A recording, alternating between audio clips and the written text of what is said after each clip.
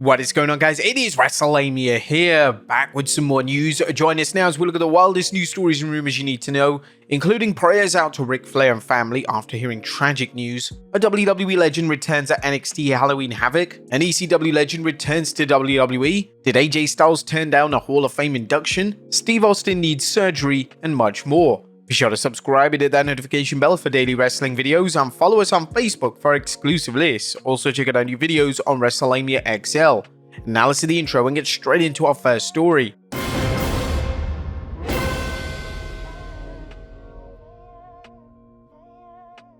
Our first story looks at a WWE legend returns at Halloween Havoc. Now it's time for a quick look at last night's NXT Halloween Havoc. The PLE featured plenty of memorable moments, including the dream team of Julia and Stephanie Vaquer defeating Roxanne Perez and Cora Jade, and Fallon Henry defeating Kalani Jordan to win the NXT North American Women's Championship. Ridge Holland attacked NXT champion Trick Williams after Williams defeated Ethan Page, with the returning Bully Ray aka Bubba Ray Dudley running in for the save. Holland and Bully Ray had a tense verbal showdown earlier in the show, and it appears that Bully Ray could be involved at NXT's upcoming show at the ECW Arena. Next up, an ECW legend returns to WWE. Now, NXT's 6th November show from the original ECW Arena will feature at least one ECW legend. During Halloween Havoc, NXT General Manager Ava announced that former ECW manager and color commentator Dawn Marie will guest referee the hardcore match between Lola Vice and Jada Parker. Dawn Marie also competed in the WWE, where she feuded with Tori Wilson and had a storyline romance and marriage to Tori's real-life father, Al Wilson.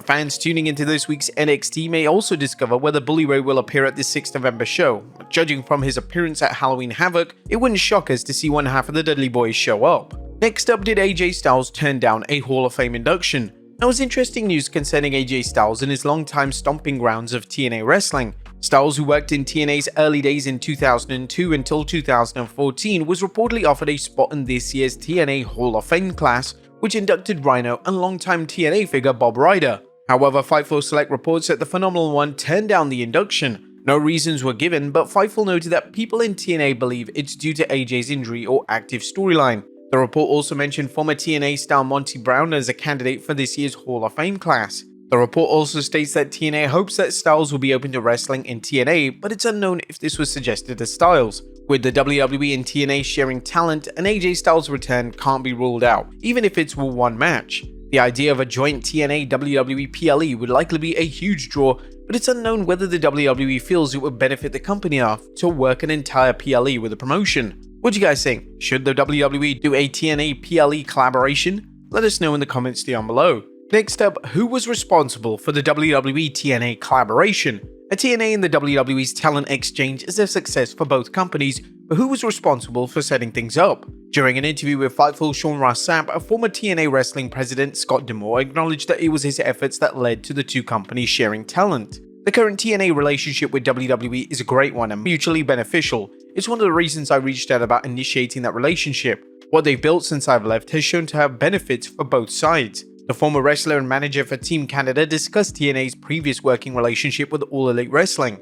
You look at that partnership. At the time, Impact was really struggling to gain traction. We were doing our damnedest and putting out everything we could, but really struggling to find ourselves. Getting Kenny Omega as Impact World Champion and getting the Good Brothers featured on their show.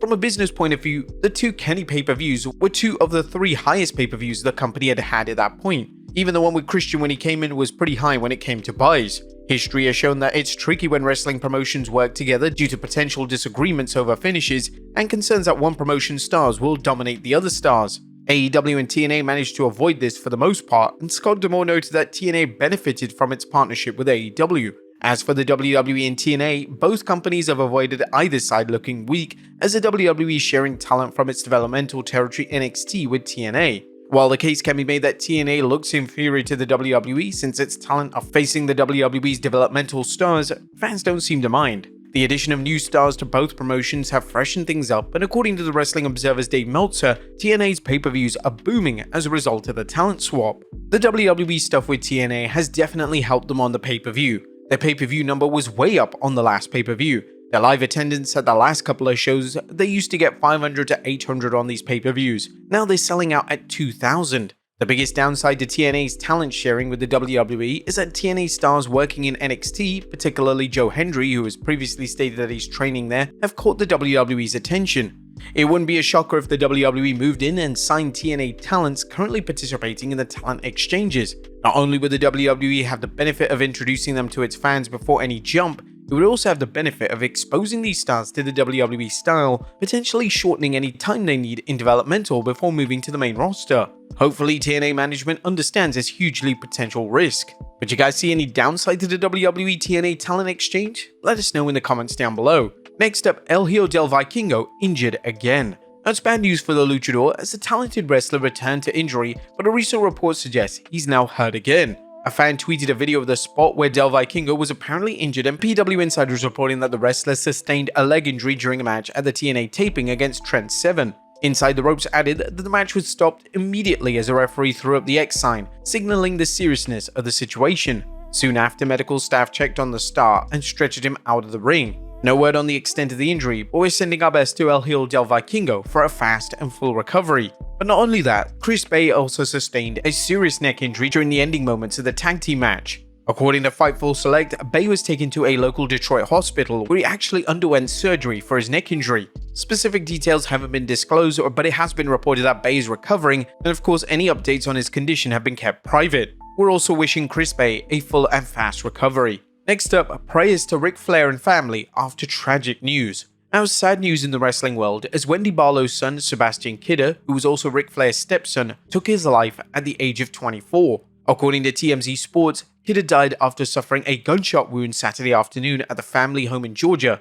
Police are currently investigating. Wendy Barlow, who was in a long-term relationship with Ric Flair, told TMZ Sports, "I'm devastated and shocked. This is an epidemic with your young men and mental health." Ric Flair also issued a statement regarding his stepson's passing, an excerpt which follows. "I've spent hours wondering what to say. After hearing the news of Sebastian's passing, I can only imagine what Wendy and Paul are going through, having lost a son approximately at the same age in 2013. I know the pain of your loss will be with you for the rest of your life. I still every day of my life think about Reed, as you will continue to think about Sebastian. You can't blame yourselves as I blame myself for making Reed my best friend instead of being a good parent. Sometimes we get so close to our kids, we forget that they need us in so many different ways." We send our heartfelt condolences to the Barlow family and Ric Flair during this incredibly hard time. And finally, Steve Austin needs surgery. Now, will Stone Cold Steve Austin be able to work at WrestleMania 41? Austin, who has discussed how he might show up at WrestleMania 41 since it's in his home state of Nevada, may have a roadblock to working the show.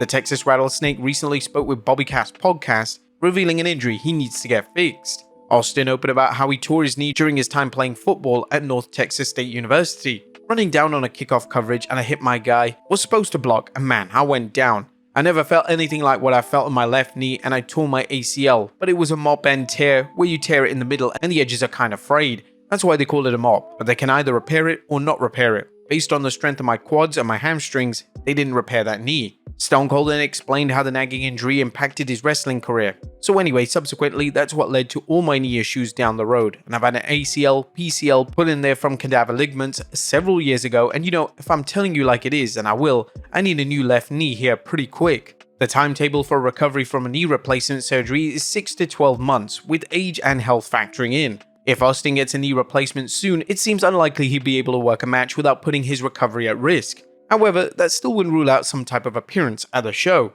Some fans feel that Stone Cold's match against Kevin Owens at WrestleMania 38 was the perfect send-off for Austin, and there's no need for any further in-ring appearances. However, would you like to see Austin at WrestleMania 41? Let us know in the comments down below. I'll see you next time with some more wrestling content.